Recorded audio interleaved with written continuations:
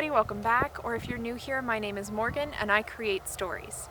Here on YouTube, I go through the journey of creating my own story, basically. And right now, I am shooting on location. So today, I'm actually scouting locations for a project that I want to start filming soon called Polaris 5. It is a sci-fi story that I will be putting on TikTok. But yeah, we're just going around looking at different places that are kind of fieldy, naturey, that sort of thing. I've got my mom here helping me today, so she's gonna help me get shots and film. Oh God. So she's gonna help me get shots and film things today. But yeah, it's a really nice day out today. It's of course Colorado, even though it's December, it's in the 60s, and as you can see, sunny AF. So let's get going and find some great scenes.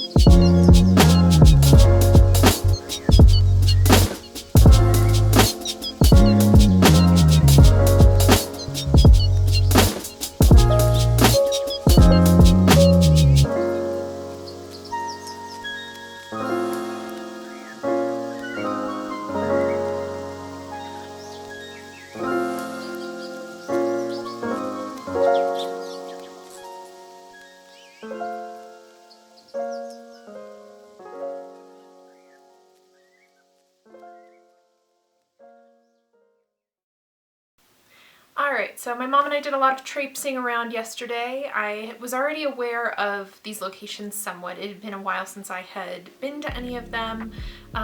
So we just went out and we looked around, and it was kind of pleasant just getting out and walking around. It's always a bit of a challenge because the time of day that we went was very after school, so there were a lot of people out riding bikes, walking, a lot of kids out playing, stuff like that. So of course, trying to film normally with all those people out is always interesting. And then in a pandemic, trying to like dodge and avoid people also makes it kind of interesting and exciting. Yeah. So that's also something I'm gonna have to keep in mind when I am ready to film, is that there may be people in some of those locations. The first location, that big field, was way less populated. There were only a few people that we saw. So that one shouldn't be too much of a problem. There is some sort of construction in the background of that. So I'll just have to be very conscious of angles to try to not get any cars or anything like that in the background. The story of Polaris 5 season 1 starts off where there aren't any other people. It's post-apocalyptic. Basically people have died off due to like due to water wars and toxic water and lack of food and things like that. So yeah, there really needs to be kind of a desolate, like lonely shots there. So yeah, dodging the people and the cars is going to be a bit interesting, but we'll make it work. Oh my god, I can't talk today apparently. My lips are so shiny. I'm so sorry for that. So anyway, some of those locations, for the obvious reasons that I said, because there's a lot of people, and also there's just a lot of houses. Those are all kind of in neighborhood areas. Some of those may not work. Also, I do need to check out another location because I need to have a scene where the character is at a creek, and the creek that I showed in the footage is a little too hard to get to easily. I'm afraid that I might fall in the water, and in December, I don't wanna. So I'm gonna check out Cherry Creek, which I know has different areas that you can actually go down closer to the water, so that should work better.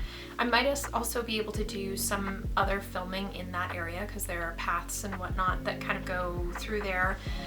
So again, it really comes down to how many people are there, because there's some roads that run along that as well. Yeah, so all very interesting. It's going to be a bit of trial and error, which we'll see how it goes. I'm really hoping to get it filmed in just like a couple of days maybe, but I don't know, it could end up being more than that. Well, I'll just, we'll see. We'll see. Fingers crossed. But I'm really excited about Polaris 5. I finished the script, or at least the current draft of the script. I've sent it off to one of my friends who's going to be helping me with it, along with the shot list. I have never written a script, or I've never written a film script or created a shot list in a more authentic capacity. Obviously, I have a lot of shots and things written down in my notebook, but not quite the same thing. Yeah, that was a really interesting experience, and it taught me a lot about different shots and movements and things like that. So I'm interested to utilize that and see if that helps make the whole process a little bit easier and clearer, especially since I am communicating with someone who lives in a completely different state from me and need him to produce specific shots and things for me to use.